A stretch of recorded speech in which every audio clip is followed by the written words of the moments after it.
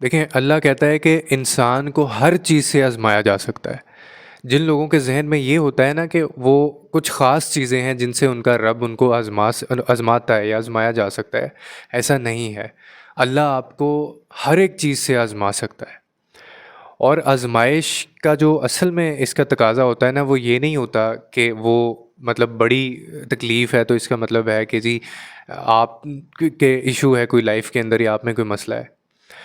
کبھی کبھار آپ کو مختصر سی آزمائش میں ڈالا جاتا ہے، اور کبھی کبھار آپ کی آزمائش کو اتنا زیادہ لمبا کر دیا جاتا ہے۔ اب وہ کون سے لوگ ہیں جن کے اوپر سب سے زیادہ آزمائشیں اللہ تعالیٰ ڈالتا ہے؟ وہ لوگ ہیں جو اللہ کے پیارے بندے ہیں، جو بار بار دیکھنا چاہتا ہے جن کو وہ اپنے قریب، جن کا چہرہ وہ بار بار دیکھنا چاہتا ہے۔ تو اسی لیے وہ جو مختصر سی آزمائش ہوتی ہے نا ان کو وہ اتنا لمبا کرتا جاتا ہے، اتنا لمبا کرتا جاتا ہے کہ وہ بار بار اس کے در پہ جاتے ہیں اور بار بار اس کا جو ہے وہ ذکر کرتے ہیں، کیونکہ وہ اس چہرے کو بار بار دیکھنا چاہتا ہے۔ اسی لیے امتحان کو لمبے سے لمبا کرتا جاتا ہے وہ۔ اور ہم میں سے کچھ لوگ ایسے ہوتے ہیں جو اس کو نیگیٹو آسپیکٹ کی طرف لے جاتے ہیں کہ شاید زندگی میں میرے سے کوئی ایسی چیز یا غلطی ہو گئی ہے۔ ایسا نہیں ہے۔ اللہ کے لاڈلے بندے ہوتے ہیں ایسے جن کو وہ اپنے لیے چنتا ہے۔ آپ کا یہ ایمان ہونا چاہیے۔ اور آزمائشیں ہوتی ہیں اللہ کی طرف سے ہیں، اور ایسا بھی نہیں ہے کہ وہ تکلیف میں ڈال کے وہ آگے آپ کی پھر سنتا نہیں ہے، وہ سنتا ہے آپ کی، لیکن صرف وہ یہ چاہتا ہے۔ دیکھیں کچھ منزلیں ہماری لائف میں ایسی ہوتی ہیں، کچھ راستے ایسے ہوتے ہیں جن پر آپ چلتے تو ہیں، لیکن پھر اللہ اپنے آپ سے گزار کے آپ کو ان منزلوں تک لے کے جاتا ہے۔ یعنی وہ راستے جو ہوتے ہیں وہ خدا کے طرف سے ہوتے ہوئے جاتے ہیں۔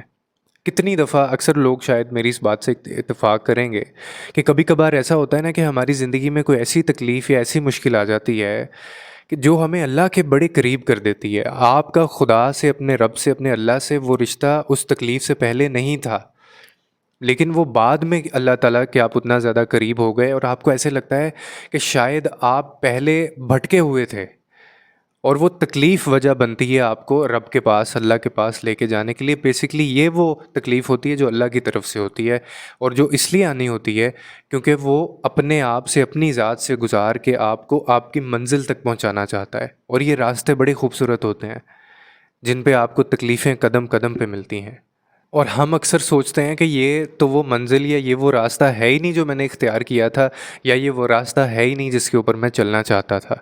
لیکن میں آپ کو ایک بات بتاؤں کہ اصل میں یہی وہ منزل ہوتی ہے جس کے لیے اللہ نے آپ کو چنا ہوتا ہے، اور آپ کو وہ اپنے آپ سے گزار کے، اپنے قریب کر کے آپ کی پسندیدہ منزل کی طرف آپ کو لے کے جا رہا ہوتا ہے۔ یہ آپ کو اور مجھے لگ رہا ہوتا ہے کہ شاید یہ ہمارا چنا ہوا راستہ نہیں ہے، اور ہم چاہتے بھی نہیں ہیں، ہماری پسند کا راستہ بھی نہیں ہوتا، کیونکہ تکلیفیں کس کو اچھی لگتی ہیں؟ یہ تو بعد میں جا کے پتہ چلتا ہے کہ اصل میں، یعنی اس کے آخر میں آپ کو صلہ اتنا خوبصورت دیا جاتا ہے، اتنا خوبصورت صلہ آپ کے سامنے لے کے آیا جاتا ہے کہ وہی آپ کو لگتا ہے کہ اصل میں میری پسندیدہ منزل تھی ہی یہ، اور مجھے اسی راستے سے چلنا تھا، اسی راستے پہ آنا تھا مجھے۔ تو بس آپ کو یہ یقین کرنا ہے کہ اللہ تعالیٰ بڑے اعلیٰ حکمت عملی سے اپنے کام کرتا ہے، اور وہ بہت ہی خوبصورت اور منفرد انداز میں کن کہتا ہے، اور وہ جانتا ہے کہ کب میں نے بندے کے معاملات میں آنا ہے، کب میں نے اس کو اپنے قریب کرنا ہے، اور کب میں نے اس کے معاملات پہ کن کہنا ہے۔ ہمیشہ یاد رکھنا، تم جو چیز چاہ رہے ہوتے ہو نا، تم شاید کوئی چیز اس لیے چاہ رہے ہوتے ہو کہ وہ چیز تمہیں چاہیے ہوتی ہے، لیکن آپ کا اللہ آپ کے لیے وہ چیز اس لیے چاہ رہا ہوتا ہے جو کہ آپ کے لیے بہتر ہوتی ہے۔ یعنی اس کا راستہ منفرد ہے، آپ کے اور میرے جیسا راستہ نہیں ہے اس کا۔ وہ بڑی ترتیب سے دعاؤں کو قبول کرتا ہے۔ ایسا نہیں ہے کہ ہم دعا کرتے ہیں اور وہ ہماری دعائیں قبول ہو جاتی ہیں، کیونکہ ہماری دعائیں بے ترتیب ہوتی ہیں، اور اس کی قبولیت کا بھی ایک وقت ہوتا ہے۔ تو اللہ تعالیٰ بڑی ترتیب سے ان دعاؤں کو قبول کرتا ہے، اور وہ چھوٹے چھوٹے راستوں کو بھی بہت بڑی بڑی منزلوں کا راستہ دے دیتا ہے۔